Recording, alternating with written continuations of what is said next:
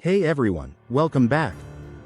Today we're diving into some major updates regarding new stimulus efforts being discussed by lawmakers, and what could be a $640 Dogecoin-backed stimulus check to around 50 million Americans. We'll also look at key highlights from President Trump's recently proposed relief package, which he's calling one of the biggest bills Congress has ever considered. But first, if you appreciate these daily updates, take a quick second to hit that like button. It really helps. Stimulus checks and Dogecoin talk. There are growing discussions among lawmakers, and specifically from former President Trump, about sending out more stimulus relief. In a recent fundraising email, the Trump team floated the idea of Doge-based stimulus payments, even asking supporters, "Do you want a Doge check?" While this isn't a guarantee, it shows the topic is gaining traction. According to a Senate aide I spoke with, if these checks move forward, they would likely go to around 50 million Americans, specifically net taxpayers who've paid into the federal system. Why $640? Let me explain where this number comes from. The Doge Reserve currently holds about $160 billion, as of April 20th.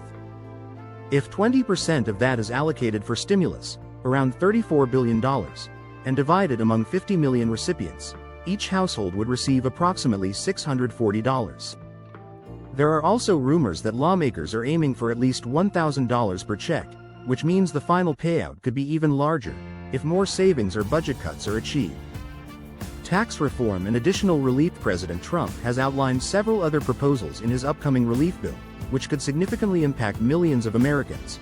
No taxes on tips, overtime, and Social Security. Trump proposes eliminating federal income tax on tipped wages, overtime earnings, and Social Security benefits. While not everyone pays tax on Social Security currently, this would still benefit a decent portion of seniors. 100% expensing for businesses. Trump wants to bring back a policy from his first term allowing businesses to fully write off the cost of equipment in the first year. This could encourage investment and growth in small and large businesses alike. Interest deductions on American-made cars. If you finance a car built in the U.S., you could deduct 100% of the interest from your taxes. This would incentivize consumers to buy American and push companies to manufacture more domestically. Timeline and final thoughts. Trump recently spoke at a national prayer event and stated that the relief bill is coming along nicely and is on track. If that timeline holds, we might see this passed and signed into law before July 4th. Of course, these ideas still need to pass through Congress. Not all lawmakers support eliminating these taxes, as doing so could reduce funding for programs like Medicare and Social Security. We'll have to wait and see how negotiations unfold. That's the latest for now. As soon as we get more confirmed details, I'll be sure to bring them to you right away.